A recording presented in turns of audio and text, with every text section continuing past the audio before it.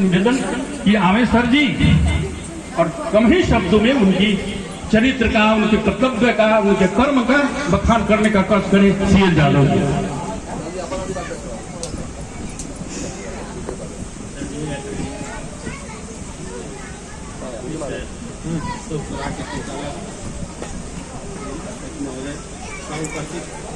सभी सम्मानजनों को नाम है।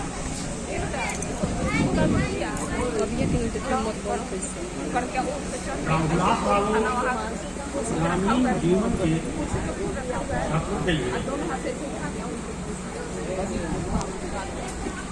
फोटो खींचना के रूप में हमने से बहुत कम लोगों को पता है कि इनके जन्मदिन के पहले ही इनके पिता का प्रवास हो चुका था। इनकी अकेली माँ ने एक खेती बाड़ी करके पाला पोसा। पटना हाई स्कूल से मैट्रिक, पटना कॉलेज हम लोग पटना हरिनगर हाई स्कूल में जब आए तो इन्हें देखा कि पीला धोती और कुर्ता, पंडी, जूता पहन के और आ रहे हैं भिंडा से, फुलवाड़ी भिंडा से। और के पेड़ के पास ऐसे आए तो हम लोग को तो अजीब लगा कि हर लोग तो आते हैं पहन के बढ़िया सूट, ये पंडी और ये शादी दुल्हा का ड्रेस पहन के। हम लोग को नहीं रहा गया कि गाँव के थे तो पहले से परिचय था। साहब पीड़ी धोती पहन के आए हैं स्कूल का है तो जान नहीं बता तो जानते हम रोंगा भय रोंगा में ड्रेस सियावल गए ये हम पहन के गए लिए दोंगा करावे तो ड्रेस बढ़िया बात सब विशेष अवसर सियावल है तो हम विशेष अवसर के चाहते हैं कि सम्मान जो मिलेगा ऐसे हम हाई स्कूल में भी पहन के आए। उसका परिणाम ये हुआ कि मैं इंजीनियरिंग करने के बाद मेरी शादी पटना कॉलेज के प्रोफेसर रघुवंशी और बेटी से हुई। मैं भी वही ड्रेस पहन गया। बरात में बहुत हुए चलो ये छिना तो भैया कपड़ा पहन के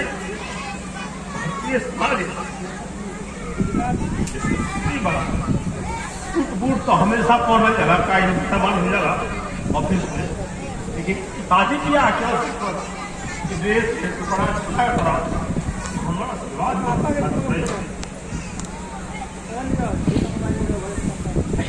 कुछ विशेष बात जोड़ में कि आपके पास जो अच्छाई है या बुराई है लेकिन उनके पास जाइए कि सब ये प्रॉब्लम है हम क्या करें उसका वो सॉल्यूशन बता देते कि भाई खराब काम हो मत करो।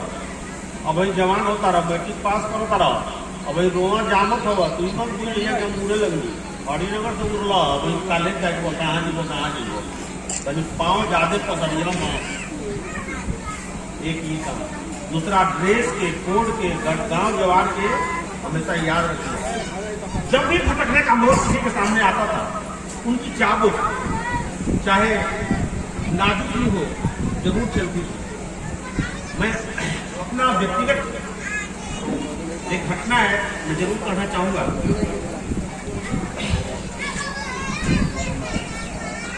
मैं इंजीनियरिंग कॉलेज में पढ़ता था उस समय महीना में 200 रुपये होते थे। मेरे पास पूरा नहीं था कि मैं जाऊंगा मैंने चौथी बार उससे मैंने कहा इसने नहीं किया था। मैंने उनसे कहा चलो हम दीवार देती हो फिर लौटा दो तो हाँ एक आदमी से मस्ती करके पोस्टमैन थे वो पोस्ट मास्टर उनको ले गए उनके पास अपॉइंट करके दे दें उनको दिए गए वहाँ 6 महीने बाद लौटे छुट्टियों में तो कुछ पैसा पोस्ट मास्टर साहब को साथी ले जाके हम लौटा दें। वो 200 रुपये अगर नहीं होते आप समझ सकते हैं विद्यार्थी सर्विस करने के दौरान और रिटायरमेंट के बाद भी गुलाब बाबू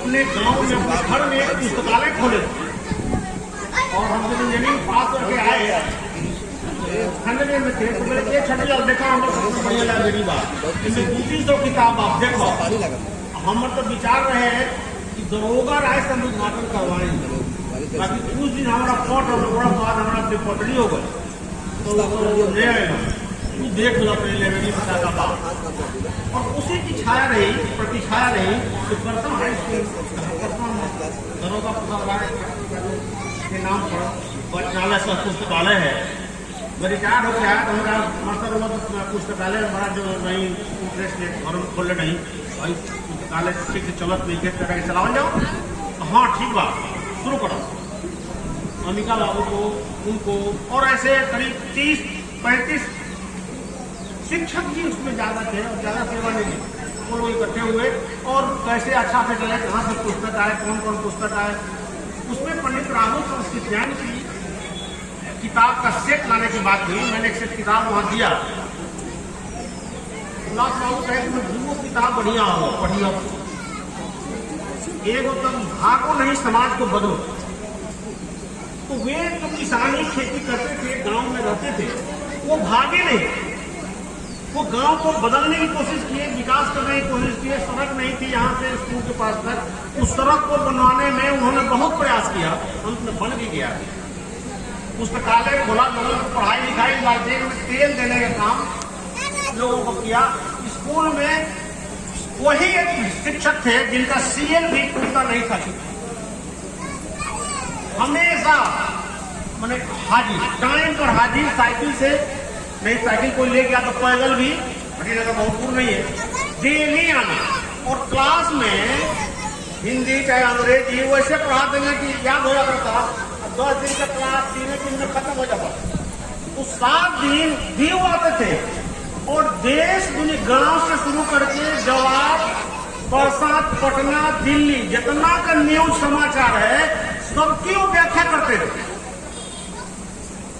वो कहते थे कि आप अकेला मत समझिए आप जब अच्छाई पर अकेला चलिएगा तो पीछे चलने वाला सैकड़ों हजारों आदमी मिल जाएंगे और इसी का परिणाम था कि जेपी आंदोलन में उसमें हम कॉलेज में थे आंदोलन जब शुरू हुआ तो उसके बैक कौन थे पीछे से गाइड करना सरकारी नौकरी में रहते आदमी सीधे नहीं जा सकता है गाइड करना और आगे बढ़ाना आंदोलन को उन्होंने काम किया और ऐसे आ जाए ऐसे हैंग आ जाए 77 के चुनाव में विधायक बने उनका कहना था कि अगर कोई एक आदमी में श्रेय बा हमारा एमएलए बनला के तो ये हुलास भाजपा उदाहरण होगा तो सारे संकोच पढ़ते थे उनके होंगे उन्होंने इतना सम्मान उनको दिया तो ज्ञान के क्षेत्र में आर्थिक क्षेत्र में सामाजिक क्षेत्र में पंचायती के लिए जहां वो चले जाएंगे तो पंचायत में निर्णय हो जाएगा सही होगा और वो सर्वमान्य भी हो जाएगा अर्थात ऐसे महर्षि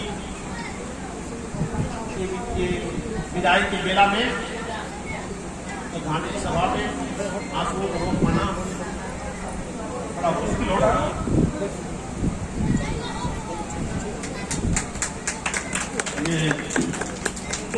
छठीलाल बाबू के प्रति मैं आभार करता हूँ कि आज नहीं गुरु के प्रति इतना स्नेह और भावना है कि आंसू टपके लेकिन अरे नए वाले लोग जो हैं जो गुरु को सर जो कहते हैं ये गुड नाइट गुड मॉर्निंग ये सब जो चला उन लोगों के आंख से आंसू नहीं निकलेंगे लेकिन ऐसे व्यक्ति तो ऐसे जो विश्व होंगे उनको जरूर आंसू निकलेगी तो इनको बहुत एक बात मैं कहना चाहता हूं कि आदमी के साथ क्या क्या घटनाएं पुराने मरने के बाद में क्या क्या होती है एक कवि की मैं बात कहना चाहता हूं कि आदमी की औकात आदमी का क्या औकात कहता है माचिस की एक तिल एक लोटा घी लकड़ियों के ढेर पर कुछ घंटों में राख यही है इंसान की आदमी की औकात आदमी की औकात यही एक एक एक तिल्ली साफ सलाई की एक तिल्ली 1 लोटा की खुरकी से लकड़ी, और कुछ घंटों में रात, यही है आदमी की औकात। इससे बड़ा कोई औकात नहीं होता। फिर उसके बाद में कभी कहता है एक बूढ़ा बाप, जवान बाप ना, एक बूढ़ा बाप शाम को मर गया, दिन में ना शाम को, एक बूढ़ा बाप शाम को मर गया, अपनी सारी जिंदगी परिवार के नाम कर गया। एक बूढ़ा बाप शाम को मर गया, अपनी सारी जिंदगी परिवार के नाम कर गया। कहीं रोने की सुगबुगाहट हो रही थी। सुन, बूढ़ा आदमी मरेगा तो बहुत कम लोग रोएगा, तो कहता कहीं रोने की सुगबुगाहट हो रही थी, कहीं फुसफुसाहट हो रही थी। फुसफुसाहट कान में जो बात की जाती है इसको फुसफुसाहट करते हैं। तो कान में क्या कहते हैं लोग, अरे जाओ जल्दी जलाओ, ये कौन रोएगा सारी रात, यह है आदमी की, यही है आदमी की औकात। और जिसने पूरा परिवार को किया, सब लोगों के ऐसा घटना घटेगा, लोग अरे कहाँ रोने वाला, जल्दी ले चले। अब पहले बजना ना ये भाई रहो, लेकिन मरला के बाद में सब की रो हमरो जरूर करे। और बेर कहला से का हुई, यदि 12 बजे जल्दी कह दो, जब बिहान क्रिया उठ जाएंगे तो एक दिन और भूखे के रहेगा। यही आदमी की औकात है कि आप कोई भी होगा कहता है कि हम रात भर रोला से अच्छा बा कि यदि रात हट जाए तो हमारा रोए के ना हो। ये आदमी की औकात है। दूसरी बात कहता है बेटा सुंदर तस्वीर बनाए, मरला के बाद में पढ़ल लिखल आदमी, जैसे अरविंद जी पढ़े लिखे आदमी हैं, इतना बड़ा भव्य चित्र बिरले कोई बनाया नहीं। बेटा भव्य चित्र बनाएगा, सामने अगरबत्ती जलाए, खुशबूदार फूलों की माला होगी, अखबार में अश्रुपूर्त श्रद्धांजलि, और तस्वीर पर झाले कौन करेगा साफ, यह है आदमी की औकात। यह जान लीजिए आप, जो भी कुछ होगा, लेकिन 1 महीना 2 महीना साल 2 साल के बाद में इनका जो झाला पड़ेगा कोई नहीं साफ करेगा, लेकिन जिंदा में आप जो है आप ही सब कुछ है। यही आदमी की औकात है। इसीलिए आप और हम समझे कि हमारी औकात कितनी है।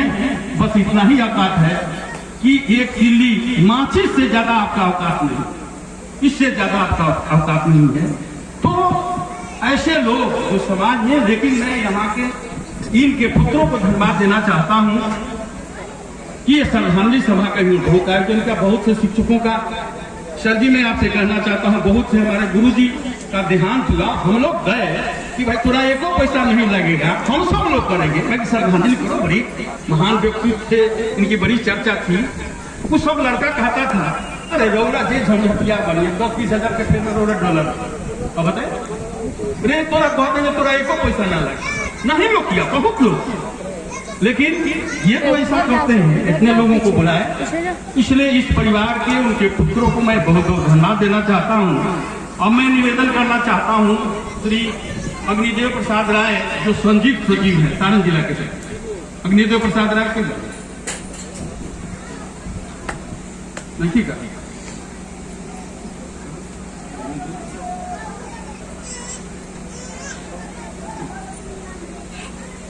यही नाम लीजिए, विष्णु कुमार सिंह जी, सारण जिला।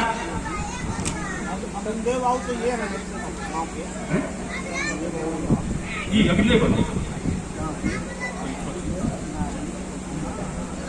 आइए, अभी आइएगा नहीं, ठीक आपका विष्णुदेव सिंह जी आ जाए, विष्णुदेव बाबा जी।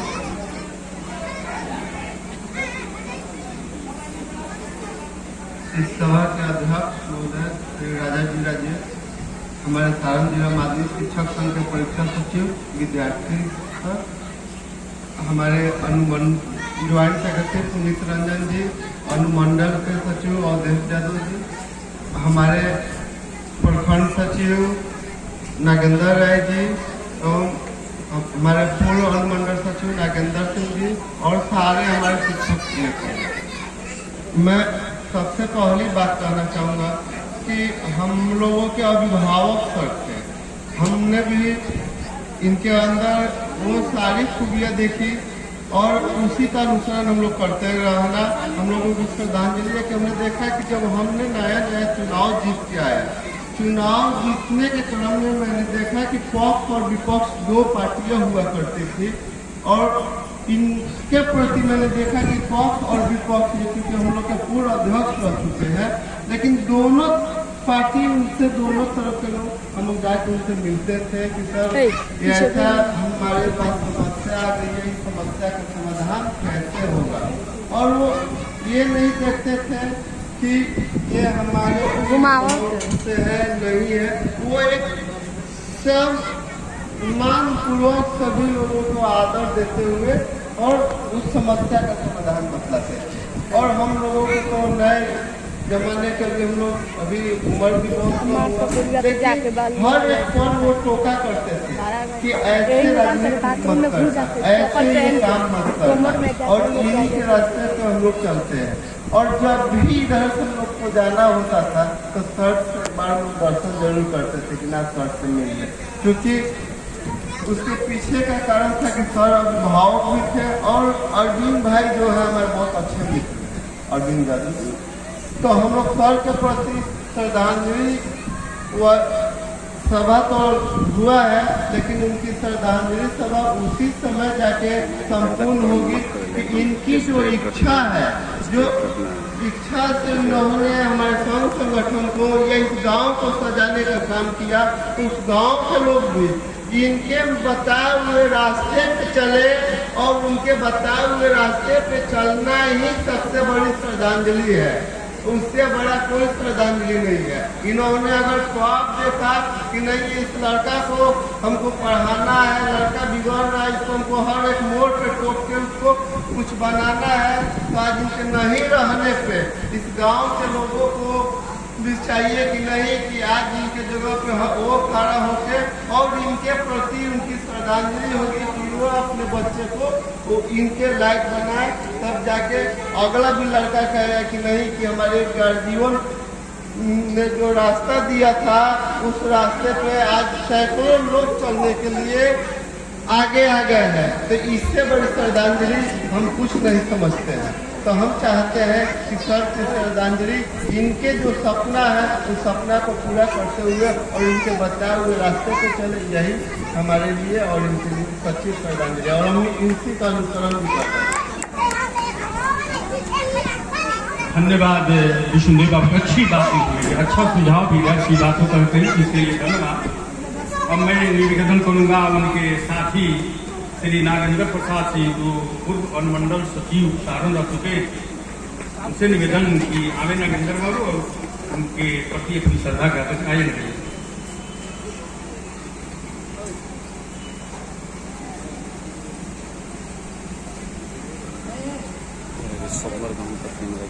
इस श्रद्धांजलि सभा के अध्यक्ष हमारे सारण जिला माध्यमिक के सचिव श्री राजेश जी, मंच संचालन करता हमारे बड़े भाई श्री अमिता प्रसाद राय जी, यहाँ उपस्थित शिक्षकगण, इस गांव के ग्रामीण और सीमांत से चल कर आए जयराम यादव जी, यह श्रद्धांजलि सभा हम लोग जिनके प्रति आयोजित किए हैं, उनके साथ बहुत दिनों तक काम करने का मौका मुझे मिला है। शक्तिलाल भाई हमसे 1-8 साल बड़े थे, इसी कॉलेज में हम लोग पढ़ते थे। दारोगा बाबू से भी उनकी अगर जीवन होती थी तो खुल्लम खुल्ला उन्होंने विरोध करते थे।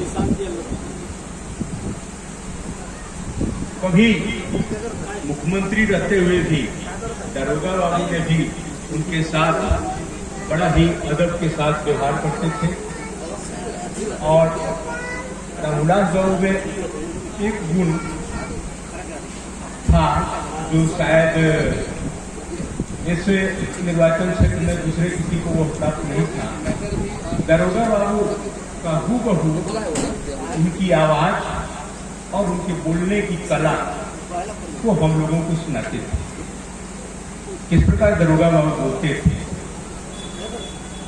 तो साफगोई से आम राजनीति वो अपनी सहभागिता रखते थे, अपनी बातों को रखते थे। जहाँ विरोध करना होता था बिना संकोच वो विरोध करते थे। माध्यमिक शिक्षक संगठन में मुझको उनके साथ काम करने का मौका मिला।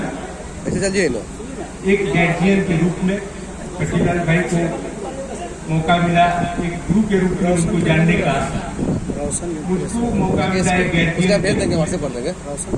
राकेश के समय भी सचिव थे,